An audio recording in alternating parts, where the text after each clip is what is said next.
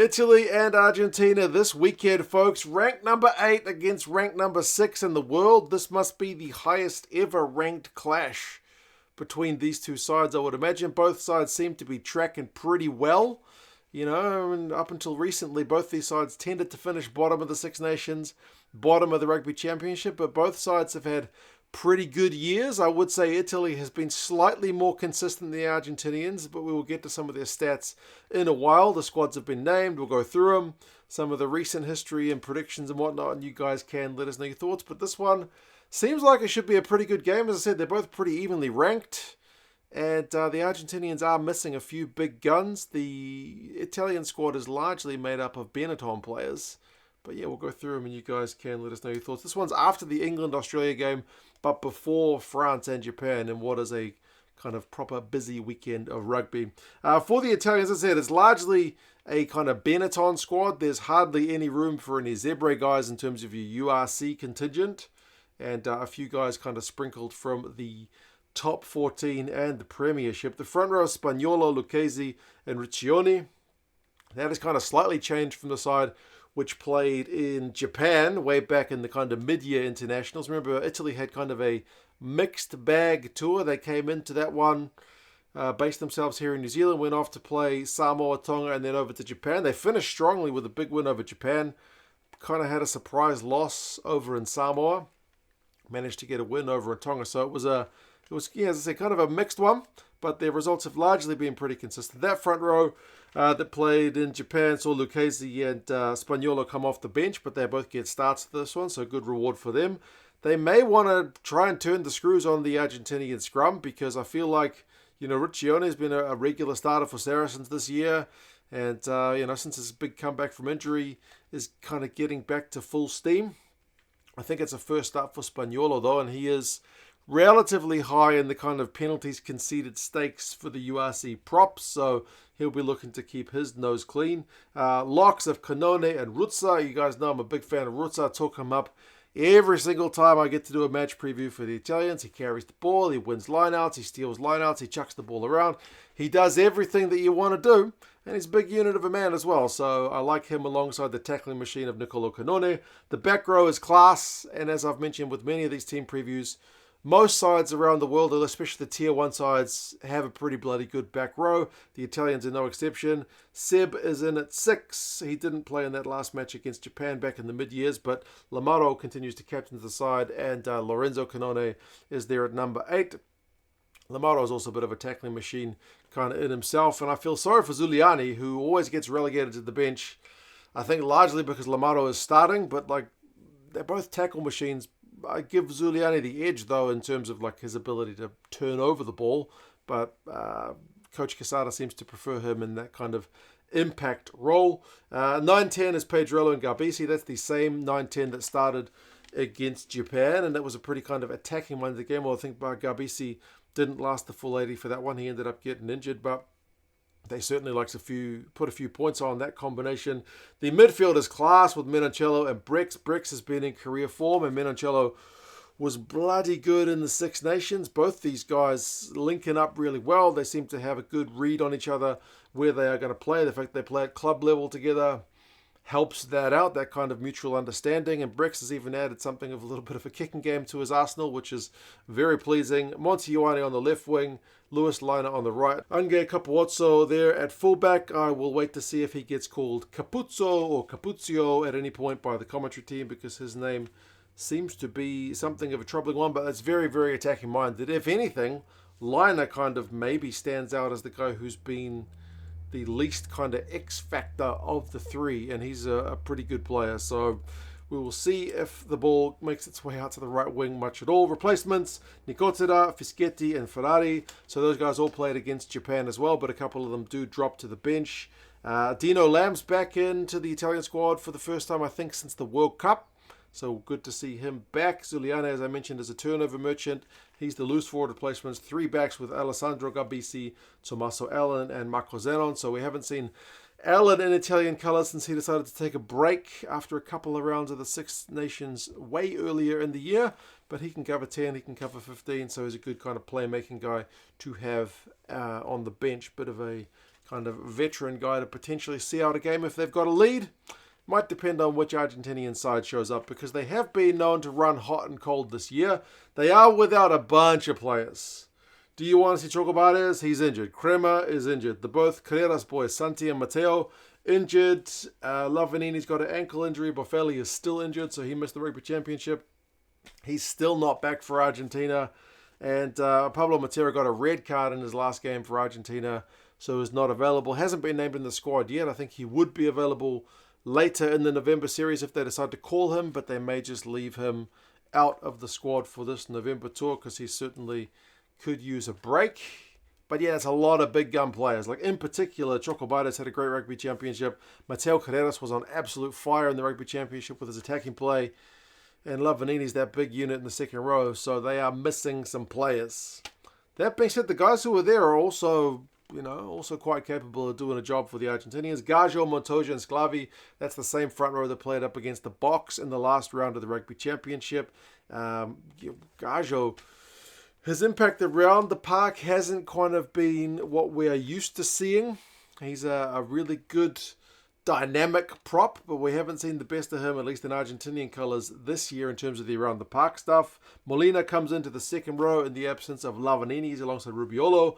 Juan Martin Gonzalez, classy player. Like when you're missing Crema and you're missing Matera, it's still great to see a guy like Juan Martin Gonzalez back. He's also like Argentina's top guy at line-out time in the Rugby Championship, so he does genuinely a bit of everything. He can make tackles, he can bust the line, he can win line-up balls, offload. Generally a great all-round game. Grondona's at 7, Oviedo is at 8. That's actually the same back row that started against the Box. But remember, Matera came off the bench and that one ended up getting himself carded. Bertrano gets the nod at 9 for this one. They've had a bit of a revolving door in terms of who is the number 9. I don't think Coach Contepomi has quite made up his mind in that one, but Bertrano is there, so that may hint to a little bit more box kicking from the Pumas. But then you got Albanoz at 10, who's just been on fire for the Pumas. He's finally got a chance to have a run at number 10 for the Pumas and has looked phenomenal. His attacking game has been brilliant. He's been cracking through a whole heap of run meters and able to set up the guys around him very well. So I'm pleased that he is still there at 10, but obviously with Santi Carreras out, it was more or less a foregone conclusion that he would get that nod. Matias Orlando comes back into the side, the veteran, at number 12 in the absence of Chocobares. So Cinti is up from the bench to 13, so that's a still pretty experienced midfield combo for the Pumas. They've got the other Matias, that's Moroni. He is on the bench, and then outside backs, Iscaro, the 7 stars on the right wing. He was on the right wing for the Pumas in that last game against South Africa, got pulled pretty early, so didn't really get a chance to show what he could do. Delhi is there on the left wing, and then Malia, who is the star of the remaining guys in the back line for the Pumas. Like at least on Rugby Championship form, like he was getting 3 tries. He got a bunch of run meters, clean breaks, defenders beaten. You want it, he had it. Malia either on the right wing or at fullback. He is at fullback for this one. Remember, no Santi Carreras. So again, that kind of selection of Albanoz at 10, Malia at 15 is a pretty straightforward one. So that's the starting 15. Ruiz, Carles, and Cordella are the front row replacements. So Cordella comes in. He's 40 years old. He was born in 1984. Slightly younger than me, but not a heck of a lot. So he is still cracking on. Tight head prop replacement. He does scrum well. Doesn't do a heck of a lot else from whenever I've seen him play, but he holds down a scrum. Alamano is also the lock replacement, so he is kind of been in that mix with Lavanini, Petty, and then him before as the kind of 3 starting locks for Argentina, but he's below Rubiolo and Molina for this one, and then Piedemonte is the other forward replacement, so it's a 5-3 on the bench for the Pumas. They've also got Gonzalo Garcia, Matias Moroni, and Santiago Correro for the other back replacements.